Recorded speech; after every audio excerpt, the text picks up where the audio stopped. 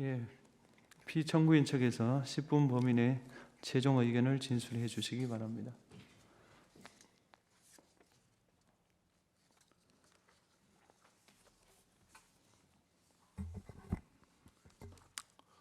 피청구인 법무부 장관 박성재입니다.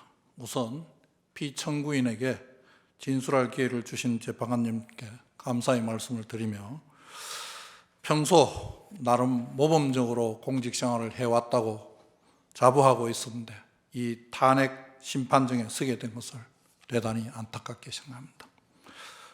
무릇 탄핵은 국가에게는 그 소추 의결 자체로 고위 공직자의 직무가 정지되고 대행체제로 운영될 수밖에 없어 국정 공백 내지 정부 기능의 장애를 초래하게 되고, 공직자 개인에게는 소추가 결여되었다는 사실 자체로 불명예스럽고, 나아가 그 소추가 인용되면 그 직에서 파면되는 결과 외에도 연금 등 여러 가지 권리에 엄청난 불이익이 따르게 됩니다. 이러한 중대한 의미를 가지는 만큼 국회의 탄핵 소추는 충실한 조사와 증거 수집 절차로 신중하고 엄정하게 이루어져야 합니다. 우리나라 탄핵 심판 제도는 사법 절차나 징계 절차에 의한 처벌, 징계가 곤란한 사람들에 대한 보충, 보완적 제도로 알고 있습니다. 그리고 정치적 심판이 아니라 규범적 심판 절차를 취하고 있는 것으로 압니다. 그러므로 소추 및 심판 절차에서는 증거에 근거한 판단을 하여야 합니다. 우리 헌법재판소도 그러한 입장을 취하고 있는 것으로 알고 있습니다. 그러므로 국회 역시 증거로 입증 가능한 탄핵 사유에 대하여 소추 의결이 이루어져야 합니다. 그러나 본건 탄핵 소추 의결에 있어서 국회는 사실 확인을 위한 그 어떠한 조치도 하지 아니하였습니다. 오늘 여기서 소추 의결한 지 100일이 되었는데 그 소추 사유 중 하나인 장시호 관련 자료 미제출과 관련해서 국회의원들께서 그 자료를 받았는지 여부를 확인 이제 하겠다고 합니다. 즉 본인에 대한 국회의 탄핵 소추는 국회 차원의 별도의 조사나 증거 수집 절차 없이 비상계엄이 내란이며 침묵은 공모라는 궤변을 주된 탄핵 사유로 삼았고, 구체적인 헌법, 법률 위반 행위조차 제대로 특정하지 않은 채 소위 카드라식 의혹 제기에 불과한 언론 기사들을 증거로 첨부하였을 뿐입니다. 소추 당시 탄핵 사유를 입증할 구체적 증거는 없었으며 현재까지도 없습니다. 이렇듯 탄핵 사유를 뒷받침할 만한 아무런 증거가 없음에도 국회법에서 정한 조사 절차마저 생략한 채 이루어진 이 건 탄핵 소추는 소추 절차 자체가 국회법에 위반한 것으로 보아야 합니다. 만약 국회 측이 국회법에 규정된 탄핵 소추를 위한 조사 절차는 임의 규정이고 재량 사항이므로 관련 절차를 거치지 않아도 되고, 탄핵 소추권은 국회의 권한이므로 증거 없이도 소추 가능하다고 주장한다면, 이는 이제껏 검찰의 처분이나 정부의 재량 행위에 대해서 권한 남용이라며 문제를 삼아온 국회의 입장과 사뭇 다르다고 할 것입니다. 바로 내로남불입니다. 헌법재판소는 그러한 국회의 주장을 배척해야 합니다. 그렇게 하지 않으면 향후에도 아무런 증거도 없이 탄핵 소추권 행사를 남용하는, 이를 조장하는 결과를 초래할 것입니다. 국회의 졸속 탄핵 사추는 탄핵 인용, 즉 파면을 목적으로 하는 것이 아니라 오로지 고위공직자의 직무정지, 이를 통한 국정공백 내지 마비를 초래하기 위한 의도로 제기된 것으로 볼 수밖에 없습니다. 이는 명백한 탄핵 소추권의 남용으로 각하되어야 합니다.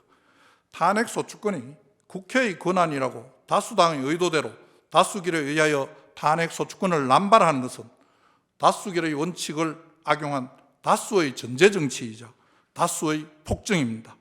다수에 의한 전제정치가 민주주의가 처할 최고의 위험이라고 많은 석학들이 경고하고 있습니다. 이에 저는 헌법재판소가 신속한 각하 결정으로 이러한 국회의 폭정에 제동을 걸어주셔야 한다고 생각합니다. 그리하여 헌법재판소가 민주주의와 헌법 가치를 수호하여 줄 것으로 기대하였습니다. 그러나 안타깝게도 그렇게 되지 않았습니다.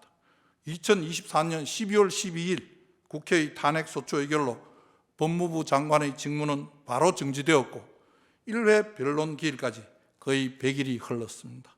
헌법재판소에서 절차가 지연되는 동안 국회는 자신들이 의도한 탄핵소추의 목적을 이미 달성하였는지도 모르겠습니다. 청구인 측에 묻고 싶습니다. 정녕 본건 탄핵소추 의결서에 법무부 장관을 파면시킬 만한 내용이 들어있다고 생각하십니까? 정말 그렇게 생각하고 본건 탄핵소추를 의결한 것이 맞습니까? 본건 탄핵 청구는 내용 자체로 헌법 및 법률 위반 행위라는 탄핵 사유를 구비하지 못하였을 뿐만 아니라 증거법상으로도 객관적 증거라고 볼 수 없는 의혹 제기성 언론 보도만으로, 그리고 의원들의 일방적인 주장이 담긴 회의록만으로 증거 없이 탄핵소추를 진행하였습니다. 즉 사실 인정을 위하여 심리의 대상이 될 만한 증거는 애당초 제출하지 못하고 있습니다. 청구인 측이 탄핵 사유로 내세우고 있는 비상계엄을 통한 내란 공모 및 동조이지만 대통령의 비상계엄 선포가 바로 내란 행위이며 법무부 장관으로서 이를 저지 못한 것이 바로 내란의 공모라는, 내란 동조 공모라는 논리의 비약에서 출발하였습니다. 그러나 헌법에서 예정하고 있는 비상계엄의 선포가 바로 내란 행위라는 것은 법리적으로도 있을 수 없는 궤변이고, 관련자들의 국회에서의 증언 그리고 검경 수사 과정에서 제가 공모, 동조했다는 사실을 인정할 증거가 없음이 이미 밝혀졌습니다. 그리고 언론 보도를 근거로 한 2024년 12월 4일자 안가 비상계엄 모의와 동부구치소 구금시설 마련 지시 역시 같은 과정을 통해 전혀 사실이 아님이 이미 확인되었습니다. 특히 동부구치소 관련은 해당 언론이 오보라며 정정보도까지 하였습니다. 청구인 측은 제가 정치적 중립을 지키지 못했다는 황당한 주장도 하는데, 도대체 제가 어떤 행위로 누구 편을 들었다는 말입니까?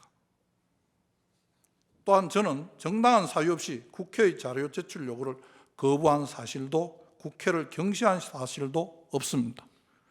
관련 법률과 법원 판례에 따라 국회에 자료를 성실히 제출하였고 또 필요한 설명도 다 해드렸습니다. 제출하지 못하는 경우에도 우리 직원들이 직접 찾아가서 설명도 하기도 하였습니다. 제안 설명을 하는 국무위원에게 소리치고 삿대질하는 국회의원을 쳐다보았다는 것이 국회의 경시 태도입니까? 제안 설명이 끝나고 더 이상 질의를 할 수 없는 상황인, 투표가 시작된 상황에 있어간 것이 국회를 경시하였다는 것입니까? 어느 조항에 국무위원은 투표가 끝날 때까지 그 자리에 앉아 있어야 한다는 규정이 있습니까? 저는 도저히 이해할 수가 없습니다. 국회의 탄핵소추 의결서를 아무리 살펴봐도 저희 어떠한 행위가 헌법과 법률을 위반하였다는 것인지 도무지 알 수가 없습니다. 거듭 강조하건대 본건 탄핵소추는 오로지 법무부 장관의 직무정지를 목적으로 이루어진 국회의 권한 남용입니다. 다수결 원칙에 편성하여 법을 악용한 다수당의 폭거에 불과합니다.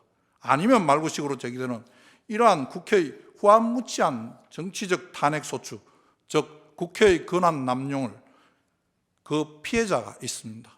첫 번째로 당사자인 공직자들입니다. 두 번째로 무용한 절차를 진행해야 하는 헌법재판소입니다. 그리고 그 무용한 절차에 혈세를 부담하는 대한민국 국민들이 피해자입니다. 정말 있을 수 없는, 있어서도 안 되는 국가 역량의 낭비입니다. 그럼에도 정작 국회는 그 어떠한 법적 책임도 지지 않습니다. 오히려 한 해 많은 수억 원이 넘는 국회적 대리인 비용까지 국민들이 혈세로 부담하고 있습니다.